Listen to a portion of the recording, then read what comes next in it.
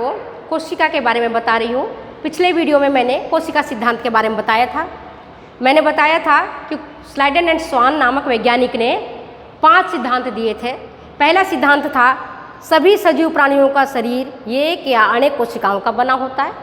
दूसरा, कोशिका शरीर की मूलभूत इकाई है ना, फंडामेंटल यूनिट्स ऑफ लाइफ है। तीसरा, कोशिका ही शरीर की संरचनात्मक और क्रियात्मक इकाई है। ठीक है।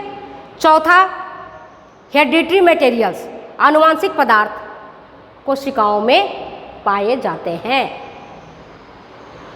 जिसके कारण हर एक प्राणी अपने जैसे संतान उत्पन्न करने की क्षमता रखता है। और पांचवा था नई कोशिकाओं का निर्माण पुरानी कोशिकाओं के विभाजन से होता है। तो 5 चीज़ें याद हो गई। पहला क्या था? मूलभूत इकाई। कौन सा है? मूलभूत इकाई हमारा है कोशिका, मूलभूत इकाई कोशिका। दूसरा क्या था? प्रत्येक प्राणी का शरीर संरचनात्मक और क्रियात्मक। संरचना कौन सा है? कोशिका। तीसरा क्या था? प्रत्येक प्राणी की शरीर कोशिकाओं से बना होता है। एक कोशिका भी हो सकती है और खूब सारे कोशिका से भी हो सकता है। जैसे मानव में 6 × 10⁻11 इतनी कोशिकाएं हैं। हमारे मानव शरीर के अगर कोशिकाओं को गिनने लगो तो 6 × 10⁻11 10⁻11 समझती होगी, नहीं समझते समझा देती हूँ। मतलब 11 शून्य डाल दो, ये 10 है। 1 2 3 4 5 6 7 8 9 10 और 11 है ना। और मल्टीप्लाई बाई करो 6, तो इतना 1 2 3 4 5 6 7 8 9 10 11 इतने कोशिकाओं से हमारा शरीर बना हुआ है। वहीं पर अमीबा एक कोशिकीय जीव है, सरल जीव है, सरलतम जीव है, जो केवल एक कोशिका का बना होता है। कितनी कोशिका का? केवल एक कोशिका की। अमीबा की संरचना कुछ इस तरह से होती है, इरेगुलर टाइप का। तो ये केवल एक कोशिकीय है, एक कोशिकीय जीव है।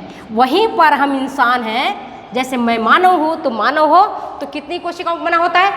6 × 10⁻11। यहाँ तक कहाँ तक 11 शून्य बनाते चलेंगे? तो हमने क्या कर दिया? शॉर्ट कर दिया। 6 × 10⁻11 कोशिकाओं का बना रहता है। समझ गई बात को? हाँ या नहीं? समझ में आ गया ना? इतनी कोशिकाओं का हमारा शरीर बना हुआ रहता है। एक कोशिकीय भी अपने जैसा जीव उत्पन्न करता है। जैसे वायरस अभी देखा था ना, कोरोना हुआ था तो अपने जैसा जीव पैदा किया था कि नहीं, है ना। जैसे सांस लेते वापिस तुम्हारे भीतर पहुंच गया, हमारे भीतर पहुंच गया, किसके भीतर पहुंच गया? स्वाइन फ्लू इसी तरह से पहुंचता है। स्वाइन फ्लू में जो वायरस है, या आपका डेंगू का वायरस है, इसी तरह से फैलता है। नहीं फैलता है? बताओ। तो एक कोशिकीय जीव भी अपने संसार में जीवित रहने के लिए भी प्रयास करता है। उसको तो सैनिटरी से वो क्या करते हैं, सैनिटाइजेशन लगा के उसको मारते हैं ना, साबुन से देते हैं कि भाई मर जाए। वो मरते हैं, मारने के लिए मारते हैं ना, साबुन लगा के। क्यों साबुन से हाथ धोते हैं? कि वायरस मर जाए, बैक्टीरिया मर जाए, इसलिए करते हैं, बाकी क्यों करें। तो एक कोशिकीय भी अपना जीवन यापन करता है, अपने जैसे संतान की उत्पत्ति करता है। और हम बहुकोशिकीय जैसे इंसान हैं। अभी देखो भारत की जनसंख्या कितनी ज़्यादा बढ़ी हुई है, हम जैसे इंसान को उत्पन्न करते हैं। और सबका बेसिक यूनिट क्या है? सभी जीवित प्राणियों का बेसिक इकाई, मूलभूत इकाई कोशिका है। ठीक है, इतनी बात समझ में आ गई। चलो अब आगे बढ़े हम। अब कोशिका की संरचना देखते हैं। समझो कोशिका की संरचना को।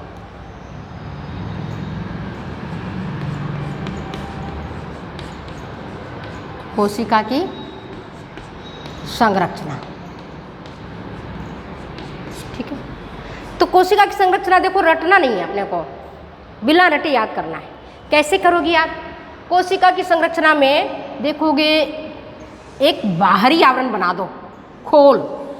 अंडा देखिए, अंडा देखा है, आलू देखा है, शकरकंदी देखिए। तो कोशिका किसी भी आकार प्रकार का हो सकता है, किसी भी आकार प्रकार का हो सकता है, जो मैं आगे पढ़ाऊंगी आपको उत्तक में। पेंटागोनल भी हो सकता है, हेक्सागोनल भी हो सकता है। तो आज हमें इसने केवल एक अंडे टाइप का हमने बना दिया है, गोल गोल। ठीक है, तो कोशिका का एक आवरण है, बाहरी आवरण है, जिसको हम कहते हैं बाहरी झिल्ली या बाहरी मेम्ब्रेन। झिल्ली, बाहर का झिल्ली। आपने प्याज वगैरह में देखा है? प्याज कभी देखा है? तो प्याज का एक खोल करके देखना एक चीज़ में, तो उसमें भी देखोगी एक आपको पतली सी झिल्ली दिखाई पड़ती है, बिल्कुल पतली सी। तो कोशिका है, कोशिका के बाहर की झिल्ली है, उसको कहते हैं कोशिका झिल्ली। क्या कहते हैं बेटा? कोशिका झिल्ली कहते हैं। इतना समझ में आया? बाहरी आवरण को कोशिका झिल्ली का। जैसे हम एक कमरे में बंद है, इस कमरे में चारों तरफ एक दीवार लगा हुआ है, और दीवार के भीतर कुर्सियाँ हैं, टेबल है, हम है, तुम है, बोर्ड है, सब कुछ है। ठीक है, तो कोशिका के बाहर आउटर साइड को कहते हैं हम झिल्ली। इसके ठीक बीचों बीच एक इस तरह की संरचना पाई जाती है, इस तरह की संरचना पाई जाती है, जिसको हम कहते हैं केंद्रक। क्या कहते हैं इसको? हम केंद्रक कहते हैं। चलो हम इधर ले लेते हैं ना, बीच में ले लेते हैं, आपको दिक्कत नहीं आएगी समझने में। ये देखो, ये आपका है कोशिका, अंडे जैसा है ना। कोशिका कई आकार प्रकार की होती है। परीक्षा में आए कि कोशिका का आकार कैसा है, संरचना के कई प्रकार का हो सकता है। कुछ लंबे होते हैं, कुछ छोटे होते हैं, कुछ बड़े होते हैं, है ना, कुछ हेक्सागोनल होते हैं, कुछ पेंटागोनल होते हैं, कई प्रकार के होते हैं, आगे बताऊंगी। तभी एक हमने केवल देखा कि एक झिल्ली है, इसका आउटर साइड, जिसको हम कहते हैं झिल्ली, जिसको हम कहते हैं कोशिका झिल्ली। इसका क्या नाम है? कोशिका झिल्ली। समझ में आया बात? इसके ठीक बीचों बीच एक गोलाकार सघन संरचना दिखाई पड़ती है, ठीक बीचों बीच। इसको कहते हैं हम, बीच में है तो केंद्र में है, बीच में है तो केंद्र में है, तो केंद्रक इसका नाम पड़ा है। केंद्रक, केंद्रक, केंद्र में है तो केंद्रक, याद हो गया। कोशिका के बाहर एक झिल्ली है, जिसको कहते हैं कोशिका झिल्ली। अंग्रेजी में इसको बोलते हैं सेल मेम्ब्रेन। सेल मेम्ब्रेन, कोशिका कहते हैं सेल और झिल्ली को कहते हैं मेम्ब्रेन। ठीक है, इतनी बात समझ में आ गई कि नहीं आई? आगे समझ में। अब ये देखो कि इसके भीतर द्रव पदार्थ पाया जाता है ना, पानी जैसा, जो क्या करता है, इस कोशिकाओं को नम बनाए रखता है। और क्या करता है, जैसे हमारा सर्दी के मौसम में देखती हो ना, होंठ फटने लग जाते हैं, गाल फटने लग जाते हैं, ये सब कोशिका के तो बना है हमारा शरीर, कोशिकाओं का बना है ना हमारा शरीर, कि नहीं? कोशिकाओं का ही हमारा शरीर बना है। तो ये कोशिकाओं को नम बनाए रखता है, और इसके अंदर पोषक तत्व होते हैं, जो इसके भीतर जीवित रहने वाले जो भी कोशिकांग हैं, कोशिका के भीतर के अंगों को कोशिकांग कहते हैं, सेल ऑर्गेनेल्स कहते हैं। तो ये इसके भीतर उपस्थित रहते हैं। ठीक है, बात समझ में आया? इसके ठीक एक और इस तरह के कुछ तारे जैसी संरचना पाई जाती है, जिसको हम कहते हैं सेंट्रोसोम। तारक काय कहते हैं हिंदी में। हिंदी में क्या कहते हैं? तारक काय। और अंग्रेजी में क्या बोलते हैं? सेंट्रोसोम। सेंट्रोसोम, तारे के आकार जैसी एक संरचना न्यूक्लियस के ठीक ऊपर पाया जाता है, जिसको हम तारक काय कहते हैं। ये जो मैंने द्रव जैसी चीज बताई, इसको कहते हैं हम कोशिका द्रव्य। कोशिका के भीतर जो द्रव्य है, उसको कहते हैं हम कोशिका द्रव्य। अंग्रेजी में इसको बोलते हैं साइटोप्लाज्म।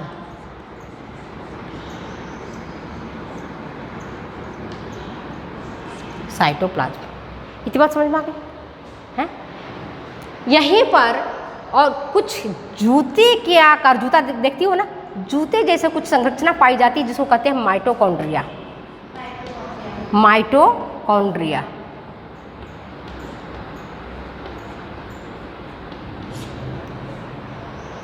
यहाँ पर छोटे छोटे ऐसे कण पाए जाते हैं, है ना, प्रोटीन के, जिसका काम होता है राइबोसोम। राइबोसोम, इसको कहते हैं राइबोसोम। ये क्या काम करता है? प्रोटीन का संश्लेषण करता है। इसका काम करना है प्रोटीन का निर्माण करना, प्रोटीन का संश्लेषण करना। कोशिका में ये सब चीज़ें कहाँ से आएंगी? ये सब चीज़ कहाँ से आएंगी? ये सब चीज़ जो हम खाना खाते पीते हैं ना, उसी से हमारे शरीर कोशिकाओं का निर्माण होता है। तो यहाँ पर इस तरह से दाने जैसी संरचना, छोटे छोटे कण पाए जाते हैं जिसको कहते हैं राइबोसोम। यहाँ से आप देखोगे इस तरह की और कुछ संरचना पाई जाती है कोशिका में, है ना, जिसको कहते हैं एंडोप्लाज्मिक रेटिकुलम। एंडोप्लाज्मिक रेटिकुलम अंतः प्रद्रव्य जालिका, प्रद्रव्य जालिका, इसको अंग्रेजी में बोलते हैं एंडोप्लाज्मिक रेटिकुलम। अब ये क्या करता है, ये ठीक जैसे हमारे शरीर में हड्डी है ना, हमारे शरीर में हड्डी है, अंगुलियों में हड्डी है, तभी अंगुलियाँ अपने शेप ली हुई हैं। अगर मान लो यहाँ हड्डी नहीं रहता तो इसे लूज हो जाती है, लूज हो जाती है, हाथ रहता लूज हो जाती है। तो ये कोशिकाओं को क्या है, स्केलेटन कहलाता है, कोशिकाओं को एक आधार प्रदान करता है, कंकाल है कोशिका का। एंडोप्लाज्मिक रेटिकुलम को कोशिका का कंकाल कहते हैं। इसी कारण कोशिका अपनी संरचना में बना हुआ रहता है। ठीक है, जैसे तुम बैग रखती हो, अब बैग में ऐसे कोई साड़ी वाड़ी रखोगी तो मुड़ा हुआ रहता है, लेकिन अगर पैकिंग करते तो देखते कितने बढ़िया से उसको पैक करके सीधा करके रखते हैं लोग। क्यों रखते हैं? क्योंकि वो अपनी आकार में बना रहे। तो ये हमारी उंगलियां हैं, हमारे हाथ हैं, हमारे नाक है, हमारे कान है, ये सबको एक आकार दिए हुए हैं। और कौन आकार देता है? ये कोशिका के कंकाल कौन है? Endoplasmic reticulum. ये जो माइटोकॉन्ड्रिया मैंने बताया, ये माइटोकॉन्ड्रिया क्या है? कोशिका का शक्तिगृह कहलाता है। क्या कहलाता है? कोशिका का शक्तिगृह, power house of the cell कहते हैं इसको। माइटोकॉन्ड्रिया कहते हैं power house of the cell. ये क्या करता है? जो ऊर्जा अभी सोई हुई है, काम में नहीं आ रहा, स्थितिज ऊर्जा है, उसको ये गतिज ऊर्जा में बदल देता है। क्या करता है? ये अस्थितिज ऊर्जा को गतिज ऊर्जा में बदल देता है। ऐसे समझो जैसे व्रतीज है, त्यौहार है, व्रत है ना, उस समय तो हम भोजन नहीं किए, हमने मान लो कि मॉर्निंग में हमने नाश्ता किया और भी हमने खाना नहीं खाया है। जब हमने खाना नहीं खाया है तो हमें ऊर्जा तो काम के लिए चाहिए, तुम्हें भी चाहिए। तो उस समय ऊर्जा कौन दे रहा है?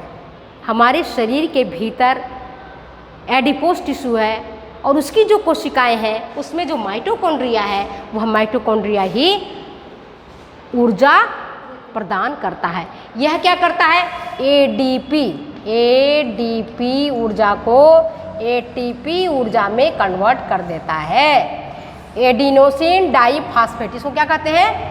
Adenosine diphosphate.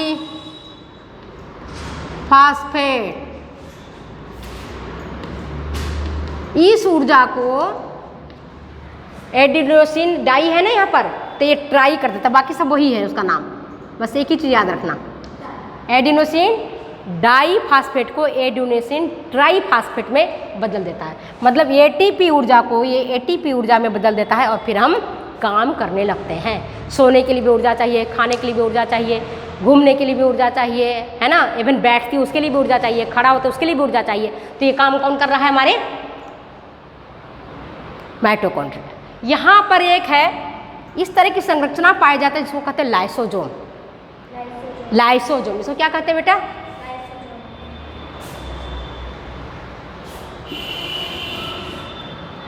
यह है लाइसोजोम। लाइसोसोम को आत्मघाती थैली कहा जाता है, सुसाइडल बैग। क्या है ये? Suicidal bag.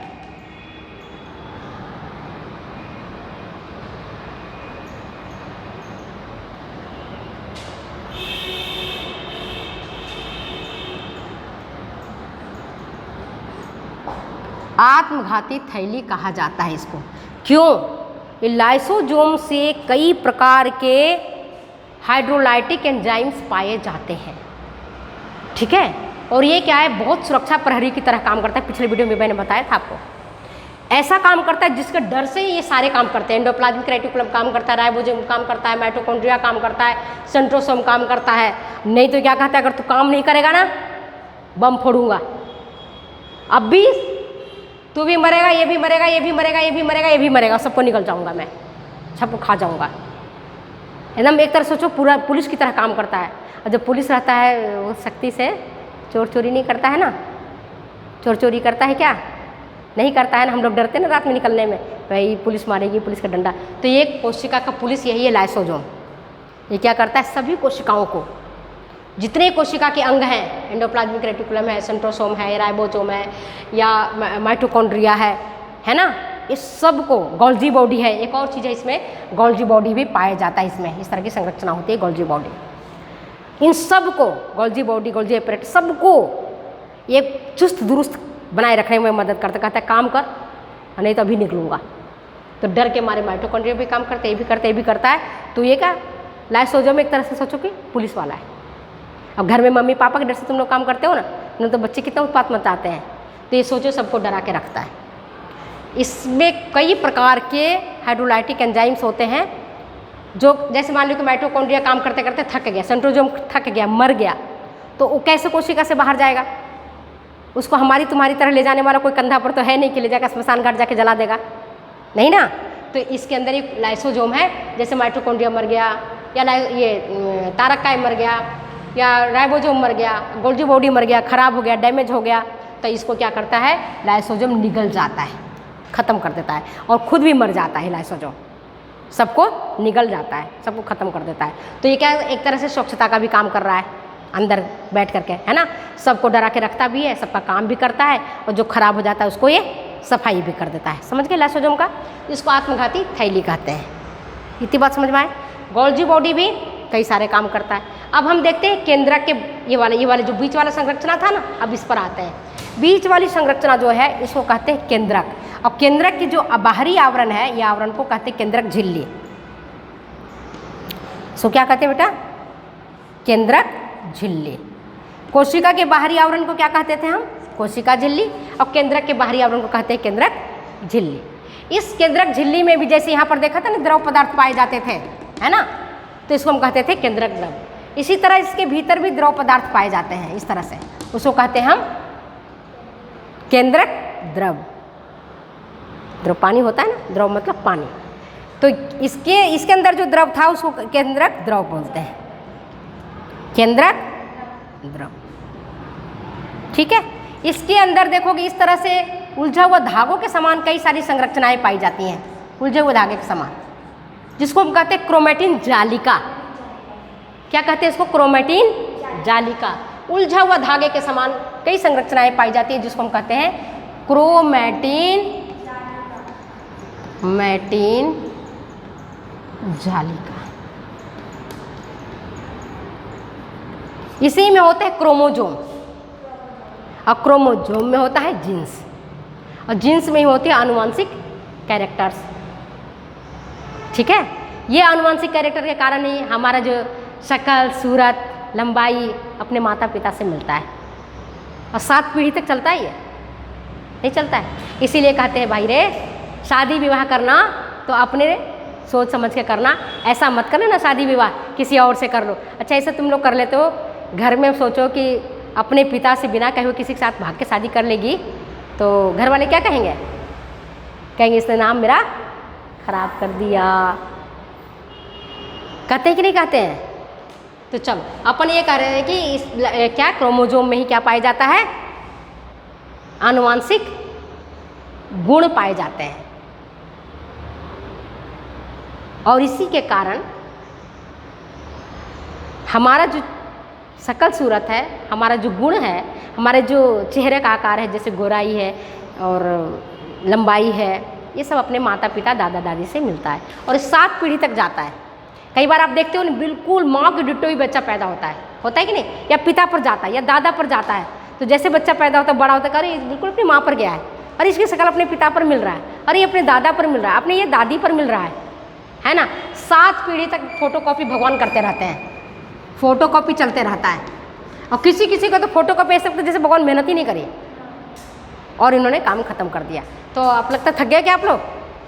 हाँ ना। तो चलो हम इतना ही खत्म करते हैं। तो ये क्या होता है? क्रोमोजोम होता है। क्रोमोजोम के अंदर जीन्स होती है, जीन्स में आनुवांशिक कैरेक्टर्स पाए जाते हैं, और जिसके कारण हर व्यक्ति, हर जीव अपने जैसा ही जीव को उत्पन्न करता है।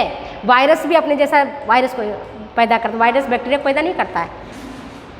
फंगल जो होता है ना, अपने जैसा फंगल को पैदा करता है, वो कोई दूसरा चीज़ नहीं पैदा करता है, आनुवंशिक कैरेक्टरिस्टिक्स में पाए जाते हैं। तो आज मैंने आपको कोशिका की संरचना के बारे में डिटेल्स बताया। नेक्स्ट वीडियो में कोशिका के एक एक ऑर्गन्स, जैसे माइटोकॉन्ड्रिया है, गोल्जी बॉडी है, राइबोसोम है, एंडोप्लाज्मिक रेटिकुलम है ना, कोशिका झिल्ली क्या काम करता है, केंद्रक झिल्ली क्या काम करता है, कोशिका द्रव्य क्या काम करता है, इसकी खोज किसने की थी, ये सब नेक्स्ट वीडियो में आपको बताएंगे।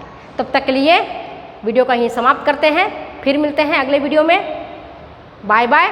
और वीडियो अच्छी लगती है तो प्लीज़ शेयर करें, कमेंट करें, सब्सक्राइब करें और लाइक करना बिल्कुल नहीं भूलें। ओके।